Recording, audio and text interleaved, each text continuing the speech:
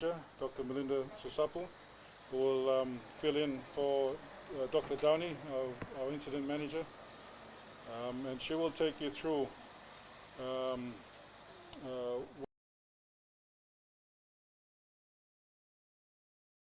strategy. And this has seen all schools, all primary and secondary schools around the country closing down to restrict non-essential movement around the cities and towns. But before we go on to further briefs, other briefs, I'll get Dr. Melinda Susapu to take us through today's updates. Thank you. So good afternoon all. So today's updates I'll run through quickly. We have Indonesia, including West Papua, total cumulative at 27,038. We have positive cases in the last 24 hours in Indonesia, including West Papua, at 124. And we have known deaths at 331. For Papua New Guinea, we have accumulative cases at 3,574.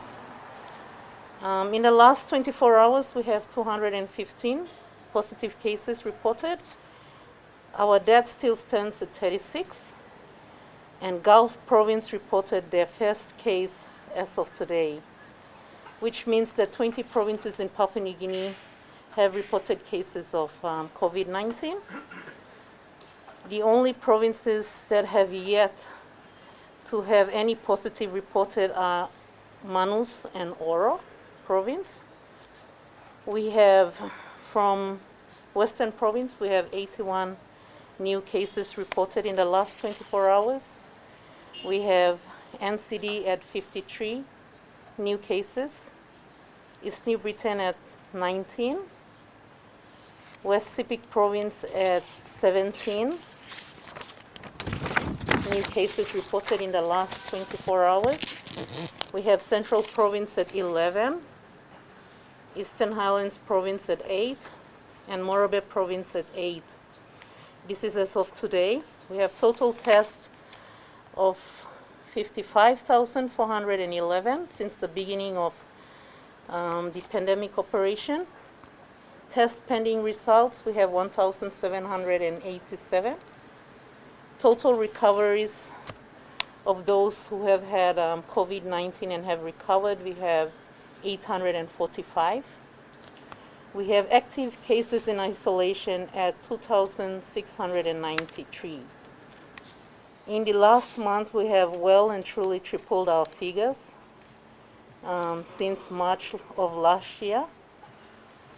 We have presentations for swabbing, 200 for this year. Symptomatic cases, we have about a prevalence of 46%, and asymptomatic at 64%, which is higher. The symptomatic cases have risen from 20% to 46%, and asymptomatic from 80% have gone down now to 64%. We have also received a brief from World Bank on the status of equipment purchased with surge funding to the tune of 30 million. And 93% of this funding is from UN agencies, UNICEF and UNOPS. This is for equipment and goods for the response for COVID-19. We have about 320 oxygen concentrators in country already that will be distributed right throughout the country, and 60 ventilators. That's about the update that I have for now. Thank you, Controller. Thank you, Dr. Susapu. So there was a briefing shortly after lunch today with the Prime Minister. We discussed issues around our state of preparedness through the PHAs, as well as, again, the process in which we will be rolling out the initial 8,000 vaccinations, which I'm pleased to announce that will be arriving tomorrow afternoon. And shortly after that, we'll be, of course, ensuring that all our preparations in place with the tentative commencement program of commencement date of the vaccination to occur shortly after. At this point, all indications are that it'll commence around the weekend, this weekend, if not shortly after that. It will be Monday.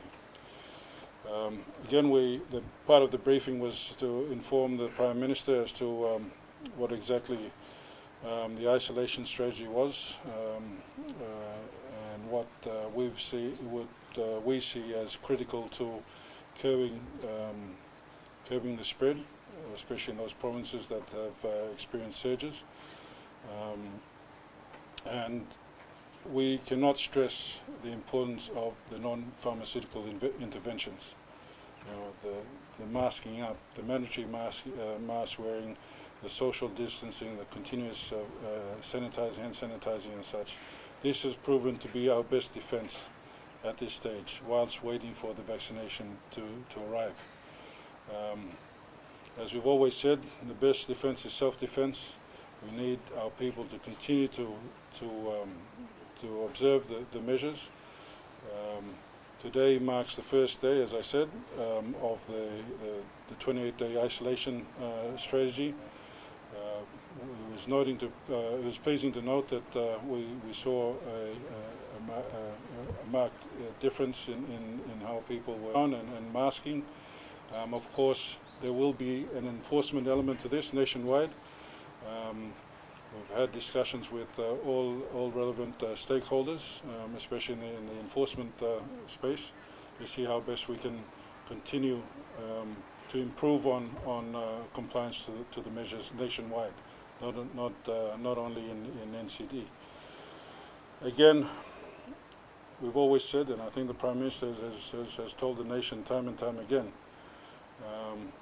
we will never have enough beds. We will never have enough ICU beds. Beds that will cater for critically ill people that have serious symptoms of COVID. So the best cure is prevention, and that's what we'll continue stressing about that. The vaccination will assist, but it will not, in the short term, stop the current rate that we're having, that we're experiencing now.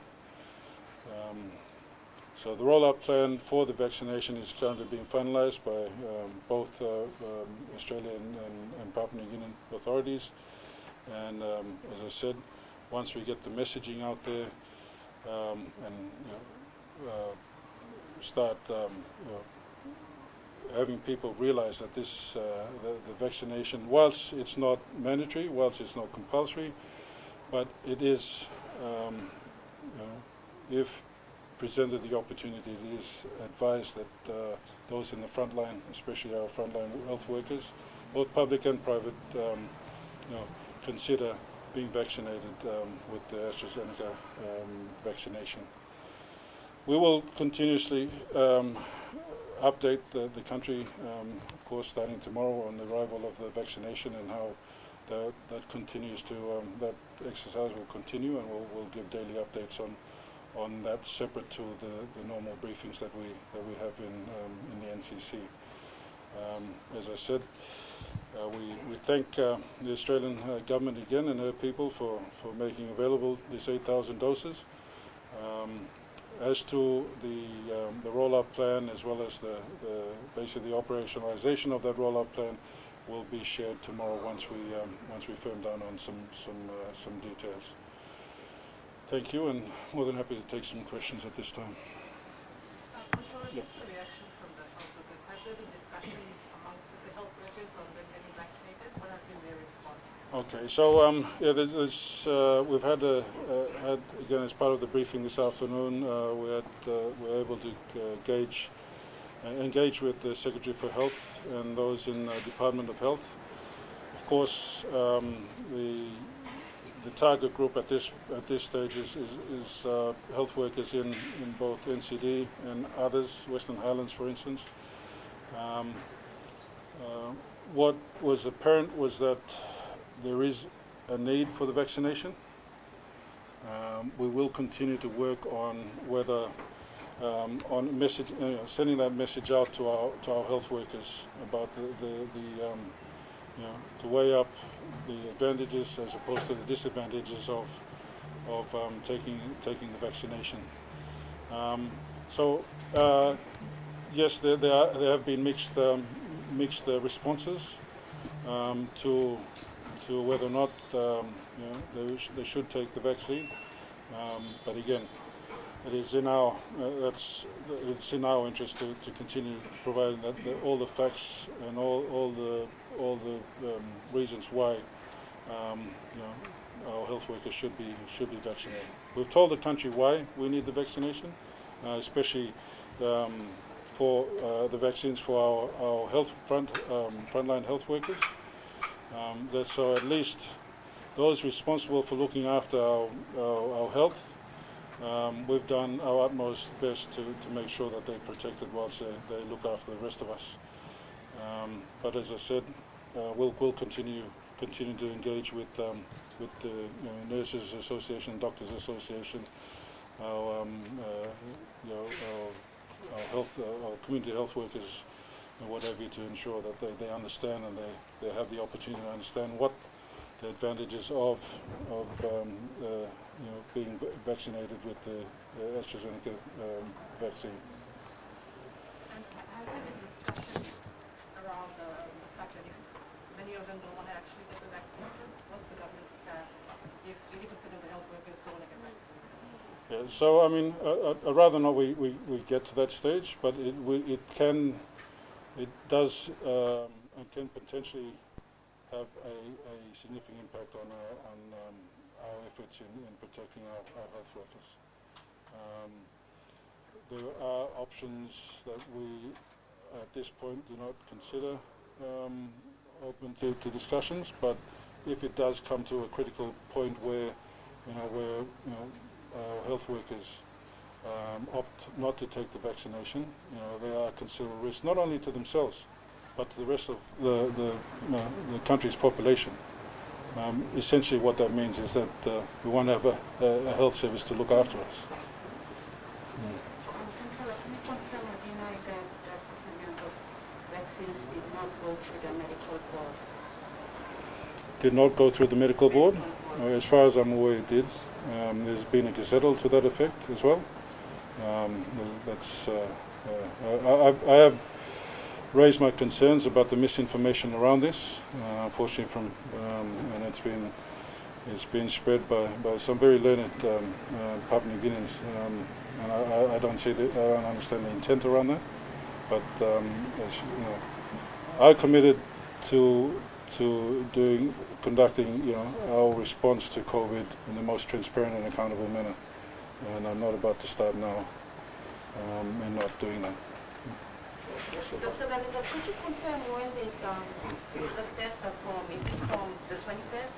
And if so, why isn't Paramount MP Richard Mendani's death included in the death toll? It's still at 36. Okay, so those are still being verified. We have information that has already been received with the surveillance team, so they're verifying that, and then they'll add the statistics. So we're just waiting on that. Maybe just But it's from March 21, right? Yes. So if of the 2,693 active cases, those are actually active cases, they still have COVID? Yes, that's correct. Sir, and where are they being isolated? Because the number of beds is 100 and that's currently active in NCD. That's correct. We have enough beds for the ones at Greater Flint, and we should be opening up the Tarama Aquatic Center to cater for the rest of the ones that are still being that are coming up positive and home isolated as well. So how many are at Unit at the moment?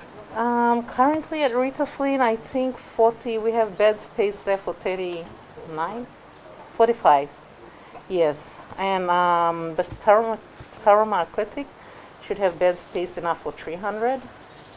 So the rest of the self-isolated airport, is that correct? This is not only for NCD, this is the total that's for the whole country. So they're dispersed right throughout the country. And provinces, there are provinces that have isolation facilities, like in East New Britain, Western Province, where most of the cases are also coming from, Tabubil. So they have isolation facility there that actually has these people in isolation. How do the provincial control centers manage the home isolations?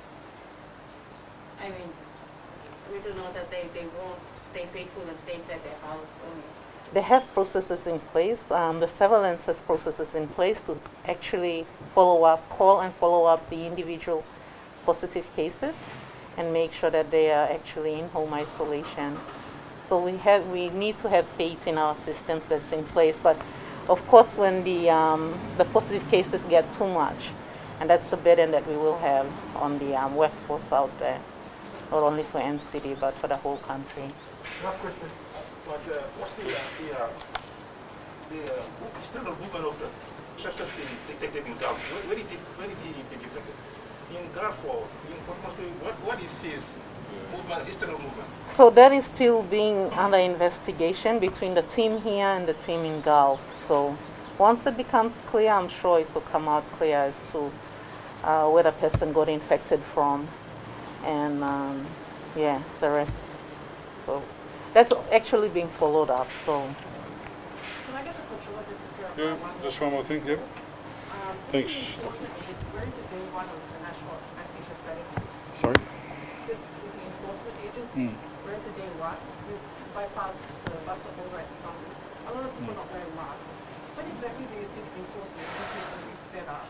And is it actually going to be done the first week or the second week? No, it'll be done. We had briefings all over the weekend, all throughout the weekend. We had an opportunity to brief our operation units this morning, so you can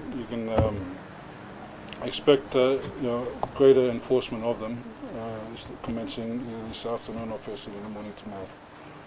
Let's quickly on contact tracing. Is that still happening, or have the contact tracers been overwhelmed by the number of active cases that we currently have? I'll refer this to okay, so contact tracing is still continuing, not only in NCD but right throughout the country. And like you rightfully said, with the increasing cases, we have challenges with that, with the manpower that we have on board in each of the PHAs as well. But contact tracing is an important part of the surveillance, and it continues, yeah. But So this, obviously there will be some cases that we're not able to get to, or what's the current situation? currently at this time, all cases are being followed up. All contact tracing are being done for the positive cases.